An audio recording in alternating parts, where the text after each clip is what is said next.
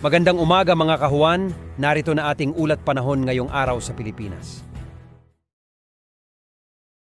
Patuloy pa rin pong epekto ng Intertropical Convergence Zone or ITCZ sa Palawan, Visayas, and Mindanao. Itong ITCZ ang siyang linya kung saan nagsasalubong po ang hangin from the northern and southern hemispheres, kaya't medyo mataas po ang tsansa ng mga kaulapan doon.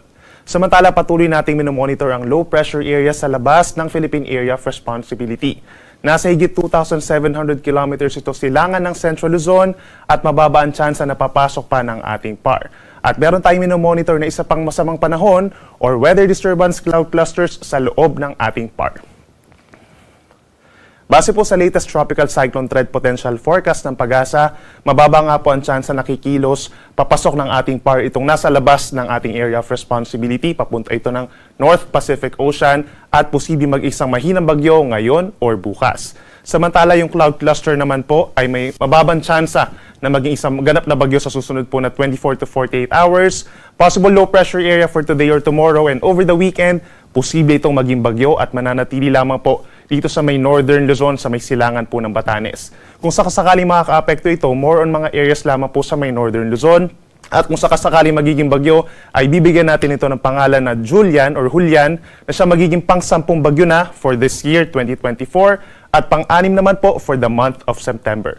Posible pa rin mabago yung scenario natin regarding sa nasabing mga weather disturbance, kaya lagi po mag-monitor sa ating updates. Ngayong araw po, dahil pa rin sa mga easterlies o yung hangin galing Pacific Ocean, mananatiling mainit sa malaking bahagi po ng Luzon, kabilang ng Metro Manila. Yung ating weather conditions halos katulad po as yesterday, bahagyang maulap at minsan maulap ang kalangitan at pagsapit ng hapon hanggang gabi, may mga biglaang pag-ulan o mga localized thunderstorms na nagtatagal lamang po ng 2 hanggang 3 oras. Magiging mainit nga kung dito sa Metro Manila hanggang 34 degrees Celsius, gayon din sa mga nearby areas sa may Central and Southern Luzon as well as Cagayan Valley. Habang dito sa may Baguio City, possible ang temperature from 18 to 25 degrees Celsius. Sa ating mga kababayan po sa Palawan, dahil sa ITCZ, asahan ng mataas na tsansa ng ulan kung sa may northern portion as early as this morning at pagsapit naman po ng hapon hanggang gabi, may mga areas pa rin sa may central and southern Palawan na magkakaroon ng mataas na tsansa ng ulan.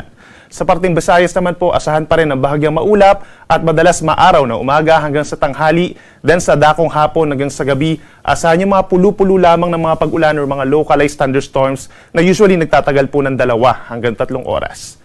Temperature natin sa malaking bahagi ng Palawan and Visayas, possible po hanggang 32 degrees Celsius. At sa ating mga kababayan po dito sa Mindanao, asahan pa rin ang bahagyang maulap at minsan maulap na kalangitan for the next 24 hours. May mga areas pa rin po dito sa may Zamboanga Peninsula, Northern Mindanao and Caraga region na magkakaroon ng mga localized thunderstorms o yung mga pulu-pulong pag-ulan at pagkidlat pagkulog. So kung lalabas po ng bahay lalo na sa hapon, make sure po na meron tayong dalang payong. Temperature naman sa may Zamboanga City and Davao City hanggang 33 degrees Celsius. Para naman sa lagay ng ating karagatan, mananatiling banayad hanggang katamtaman po ang taas ng mga pag-alon, usually kalahating metro sa malayong Pampang po. Then possible po kapag meron tayong mga thunderstorms, umakyat ito ng 2 metro hanggang bukas po yan. Then over the weekend, dahil sa potential nga po na low pressure area sa may silangan ng Batanes, malaking bahagi ng Northern Luzon na magkakaroon ng maalon na karagatan at hindi rin natin inaalis yung chance na magtaas tayo ng mga gale warnings doon. So maaaring pagbawalan yung small sea vessels and the moment na maging bagyo ito at nagkaroon ng mga tropical cyclone wind signals over the weekend in some areas of Northern Luzon, ay possible po na suspended na ang sea travel for all types of sea vessels. At para naman sa magiging lagay ng panahon for the next 3 days pa, malaki impluwensya po nitong cloud cluster sa may silangan po ng Northern Luzon sa magiging taya ng panahon. By tomorrow, Batanes and Cagayan asahan ng mataas na tsansa ng pag-ulan dahil dun sa trough or outer parts nitong low pressure area potential weather disturbance. Then sa natitirang bahagi ng bansa by tomorrow, mananatiling fair weather conditions or bahagyang maulap at minsang maulap ang kalangitan na sinasamahan ng pulu-pulong mga pag-ulan or pagkidlat pagkulog. Then over the weekend, dahil sa tumataas sa tsansa po na maging isang ganap na bagyo, itong nasabing potential na weather disturbance, ay mataas ang tsansa na magkakaroon na rin ng mga pag-ulan ang ilan pang bahagi ng Cagayan Valley, Cordillera Administrative Region, Ilocos Region at yung mga nearby areas pa sa may Central Luzon, Calabarzon, Bicol Region, and even Metro Manila. Possible po yung maulap na kalangitan at mataas din ang tsansa ng kalat-kalat na ulan and thunderstorms. So make sure po na meron tayong dalang payong pagsapit po ng weekend.